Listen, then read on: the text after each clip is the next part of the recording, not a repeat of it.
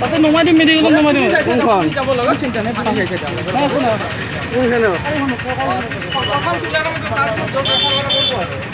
ইমান অসুবিধা নহ'ব লাগে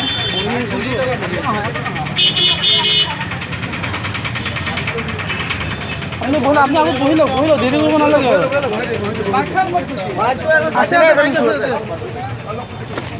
মই তাতে নমাই দিম বোলক মই হেলমেটটো বাইকখনত থৈ দিওঁ যাওক মই নমাই থৈ গুচি যাম তাৰ পৰা তাৰমানে পিছত আৰু আপোনালোকে আহিব পাৰিব এইখিনি কিবা কৰি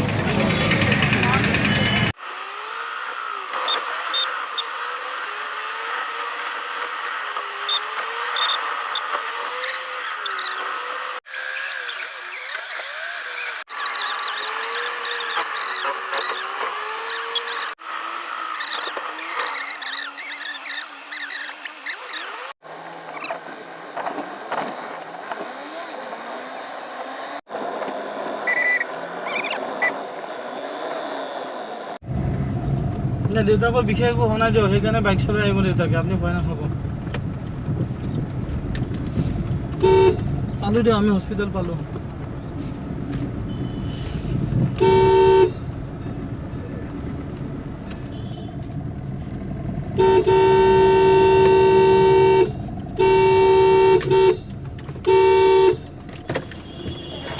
এক্সিডেণ্ট কেছ হয়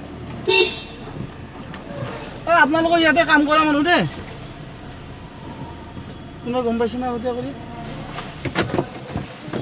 আপোনালোকৰ ইয়াতে কাম কৰা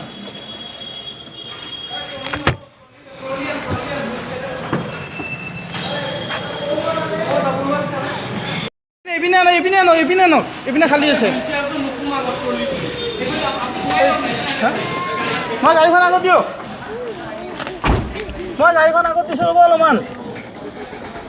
মই আগত দিছোঁ অলপমান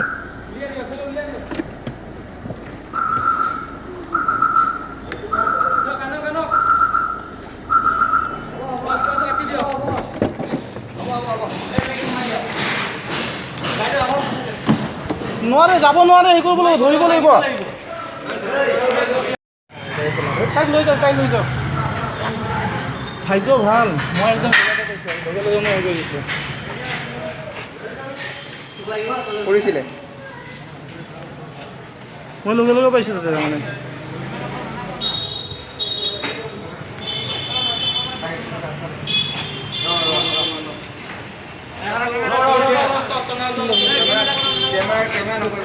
মই এইটো জাষ্ট ভিডিঅ' নহয়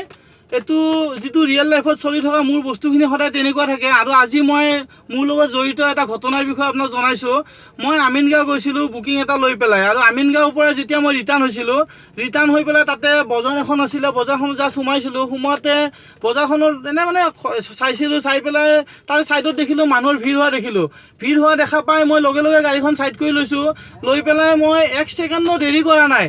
এক ছেকেণ্ডো দেৰি কৰা নাই যিহেতু এক্সিডেণ্টটো সেই মুহূৰ্তত হৈছিলেহে তাতে আৰু বিশেষ ডাঙৰ এক্সিডেণ্ট নহয় কিন্তু ধৰক ফেমিলি থকা এক্সিডেণ্ট সেইকাৰণে ভয় লগা হয় আৰু মই লগে কি কৰিছিলোঁ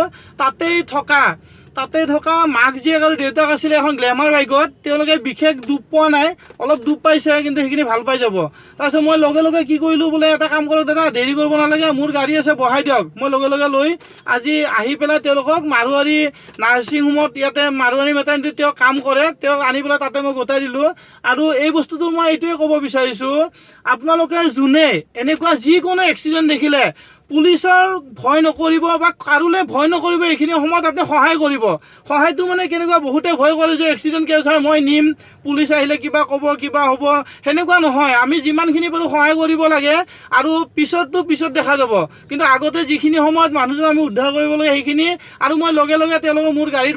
বহাই আনিছোঁ আনি পেলাই মাৰুতি মেটাৰনিটি ইয়াতে দি পেলাই তাৰপিছতে তেওঁ হেৰি কৰিছিলে মোক পইচাৰ কথা সুধিছিলে যে আপোনাক কি দিম যিহেতুকে মোৰ টেক্সি গাড়ী হয় মানে পইচাৰ কথা সুধিছিলে তেতিয়া মই তেওঁক কৈছোঁ যে একদম নক'ব পইচাৰ কথা মই পইচা নলওঁ আৰু মই পাৰিলে এনেকৈ সহায় কৰাত আছোঁ বিপদত পৰা মানুহৰ কাৰণে যিমানখিনি পাৰোঁ মই মোৰ ফালৰ পৰা মই সহায় কৰি গৈ থাকিম আৰু যিয়ে নহওক আজি এইখিনি মই সকলো ৰাইজকে জনাইছোঁ আহ্বান কৰিছোঁ যে কেতিয়াবা যদি আপোনালোকৰ কেনেকুৱা বিপদত পৰা মানুহক পাই সহায় কৰিব যিমানখিনি পাৰে সামৰ্থ্য অনুযায়ী যিমানখিনি পাৰি সহায় কৰিব। এতিয়া তেওঁলোকক নাৰ্ছিং হোমত মই একদম ভিতৰলৈকে চালোঁ, গোটেইখিনি বৰ্তমান ঠিকেই আছে। মানে তেওঁলোকৰ সেইখিনি হৈ গ'ল, ফাৰ্ষ্ট যিখিনি হেৰি কৰে ড্ৰেছিং চেছিংখিনি হৈ গ'ল, এতিয়া ঠিকে থাকে আছে। আৰু তেওঁলোকৰ মেডিকেলৰ যিবিলাক ধৰক বাকীখিনি কৰিব তেওঁলোকে, মই বিদায় ল'লোঁ ইয়াৰ পৰা। আৰু তেতিয়াহ'লে আপোনালোকে চাই ল'ব আৰু শ্বেয়াৰ কৰি দিব, সকলোকে চাব দিব যে আমাৰ অসমীয়া সমাজত আমি এনেকৈ মানে নিজকে মিলা প্ৰীতি কৰি থাকিব লাগিব। মই সেইটোৱে ক'ব বিচাৰিছোঁ যে আমি অসমীয়া সমাজত এনেকৈ মিলা প্ৰীতি কৰি থাকিব, কাৰোবাৰ কিবা এটা হ'লে পইচাৰ কথা নাভাবিব, নিজৰ কামটো পিছত কৰিব, কিন্তু আগতে সহায় কৰিব। ঠিক আছে, তেতিয়াহ'লে চাব পিছলৈকে। আৰু এইখিনি মানে যিখিনি শ্বেয়াৰ কৰি দিয়ক, সকলোৱে যাতে মনত এনেকুৱা এটা মন পুহি ৰাখে আনক সহায় কৰা।